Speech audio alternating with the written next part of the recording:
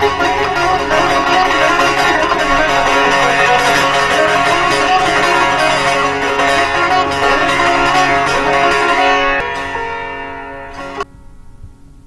everyone. Thank you for joining Zoom In with Renee. I'm Dr. Renee Mehra.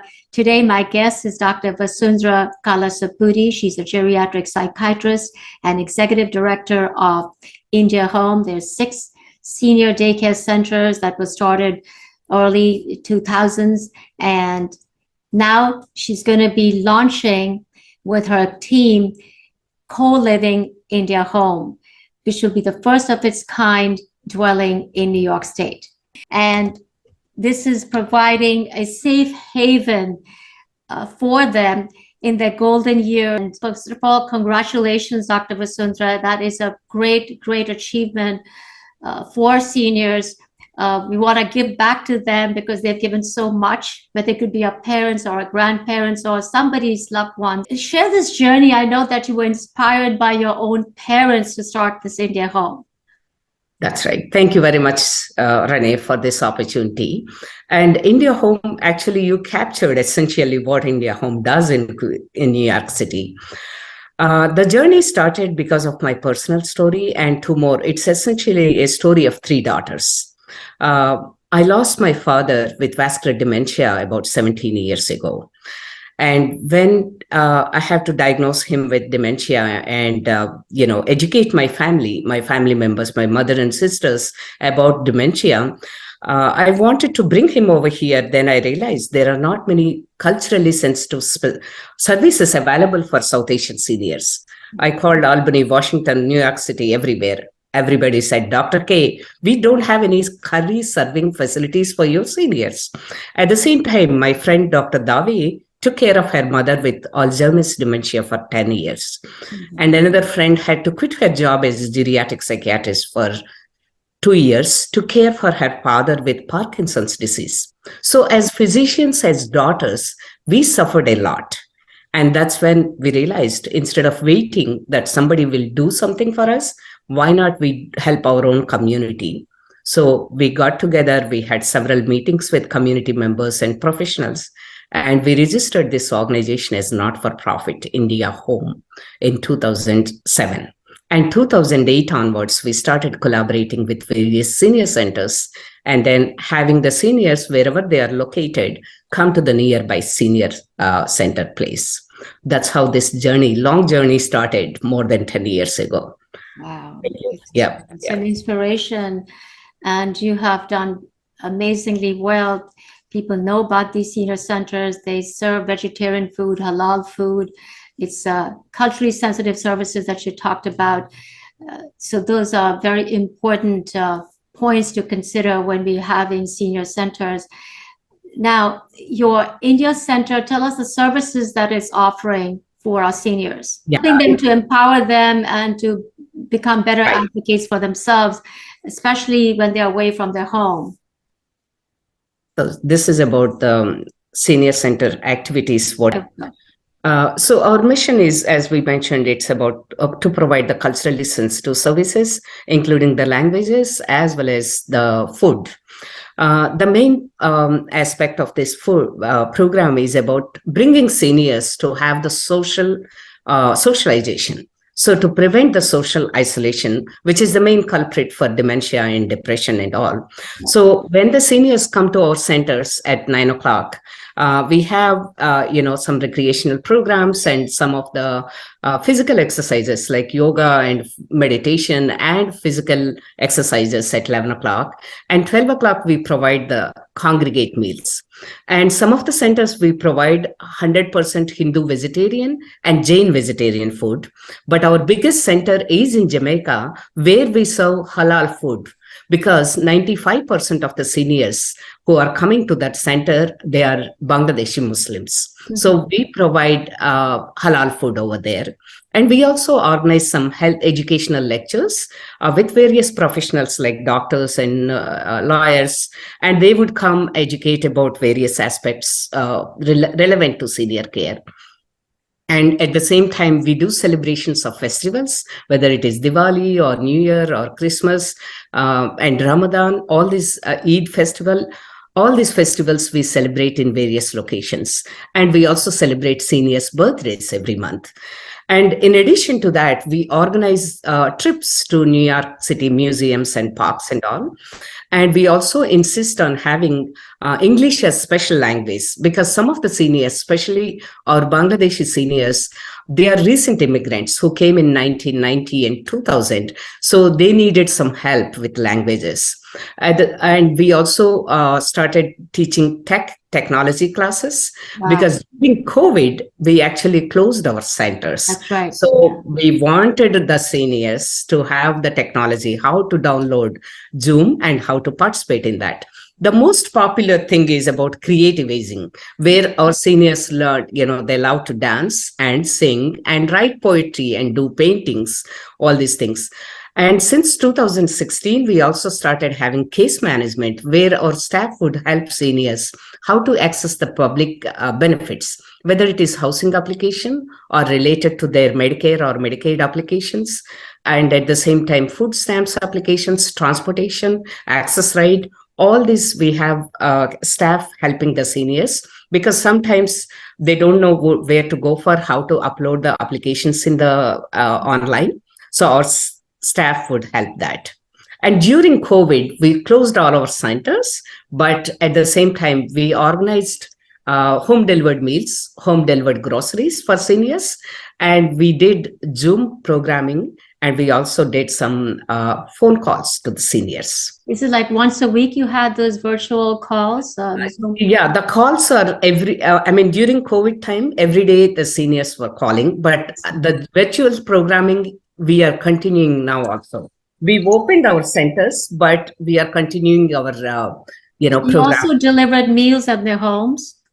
Yes. During COVID time, we did home delivered meals, because all our centers were closed according to the Department of Aging guidelines. Yeah. So these are essentially majority of the services what we are doing here. Yeah. Right. Senior centers are completely free of cost. There is a suggested donation for a meal, $1 or $2. Even if they don't give the $1 or $2, still we provide this service to them. And not only the seniors who are living here and who are citizens or green card holders, if somebody is coming and visiting their family members, somebody coming from India or Bangladesh, Pakistan, they want to spend 4 or 5 months with their family, they can come to our centers also. We don't ask their Medicaid or Medicare for this. We would just tell them, you give us your basic information, where you live, who is the contact person, what is your phone number, how old are you? And those are basic, their name and address and things like that. Right. That's all. So it is free to everyone. Yeah. That's wonderful. Now let's talk about the major exciting news from you, Dr. Vasundhara, IndiaHome. Yes. Yes. First of its kind in New York State.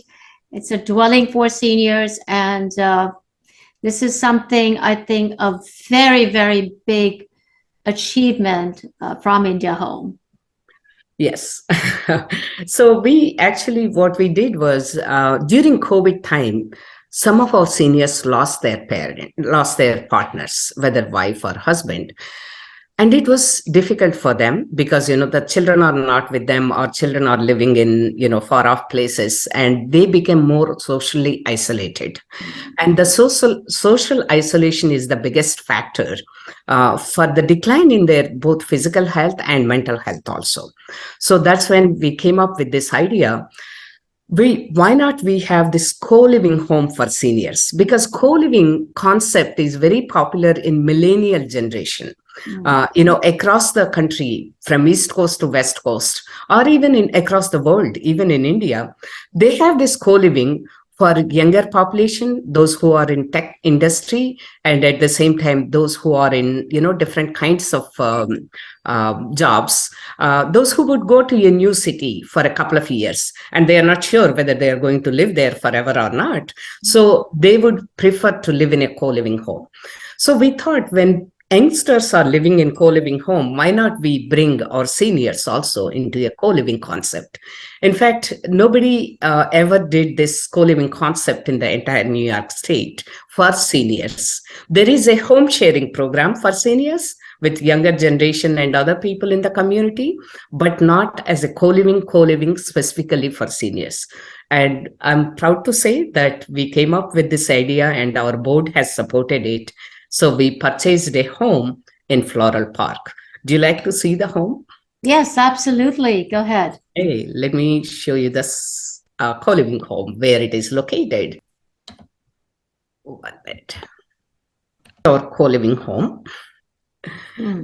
This is a 4-bedroom home. 2 large bedrooms and 2 small bedrooms in the Floral Park area. We purchased this last year, and we got the building department approvals to add bathrooms to the bedrooms, because we wanted seniors to have their own privacy of having their own bedroom and attached bathroom with that. But the rest of the house, whether it is kitchen or living area and all these areas, whether it is basement or backyard, everything is common areas. So we wanted to screen the seniors who are living alone, but at the same time, who would speak the same language and who would share the same cultural values, whether it is vegetarian food or a halal food. So that's how we wanted to bring the seniors together. And we have our social worker and case management staff will go there and, do with them, sit with them and find out what are their needs, and if we can arrange the transportation for them to come to our centers and all. So it's a culturally competent staff that you have? Yes, because our staff members actually speak at least 10 to 12 different South Asian languages. I see. Like Hindi, Bengali, Gujarati, Tamil, and Telugu, and Urdu. Of course, English is, all the staff members would speak English, but culturally, and if we don't get a specific language, we use a language line also, or we try to get somebody from community who would speak the language. And for this co-living home also, not only our staff members will visit them, but at the same time, the people who are living in the neighborhood community in Floral Park area, we wanted to request some volunteer. Already a couple of people offered volunteer help so that they can come in the evening or in the weekend to spend time with the seniors, either helping them with the groceries or cutting the vegetables with them, having a meal with them, or watching a movie with them, something like that. And we want to celebrate the festivals, their birthdays, involve the community, local community with them. And in fact, I presented this concept to the Community Board 13, and they were quite excited to see this. And the city council member also, I informed Linda Lee, and she is quite excited. Like she said, yeah, it is first of its kind in her district. It is exciting, yeah. So how many rooms does this have right now? Right now, it has 4 bedrooms. Okay. Of course, according to we have a consultant company, co-living company, Shared Easy. They said you can add 1 more room. I said It becomes too crowded. We don't want to add. We want to leave it as open space as possible. So 4 bedrooms, because 2 are small, 2 are large. So large bedrooms can be shared between 2 friends or something like that. So we are expecting minimum 4 to 6 people can live here comfortably.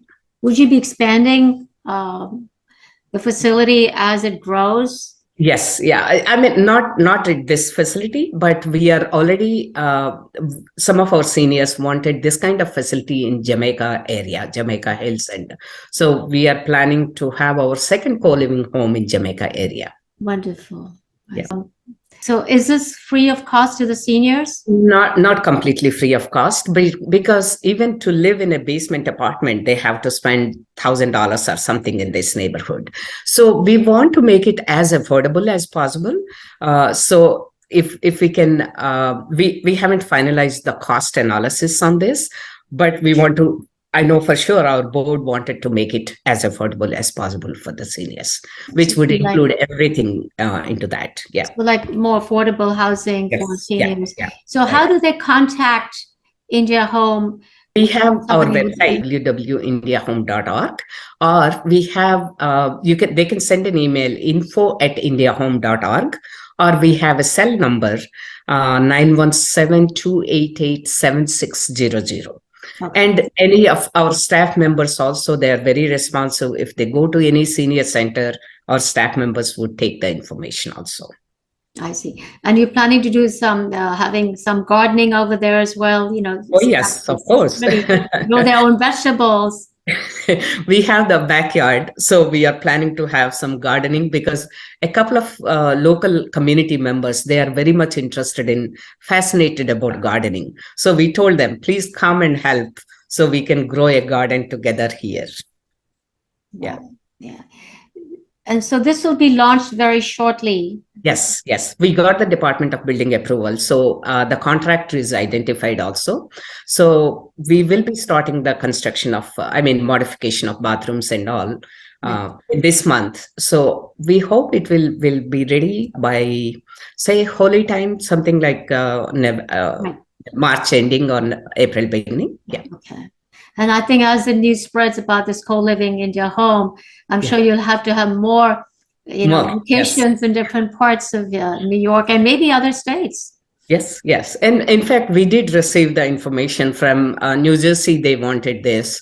And West Coast also they are asking. And Texas they are asking. And Virginia they are asking. Washington also. Mm-hmm. So we did receive a lot of people are reaching out. Why don't, what you are doing at IndiaHome, why can't we replicate in other states? I'm pretty confident it can be replicated. Yes, I'm sure it will be.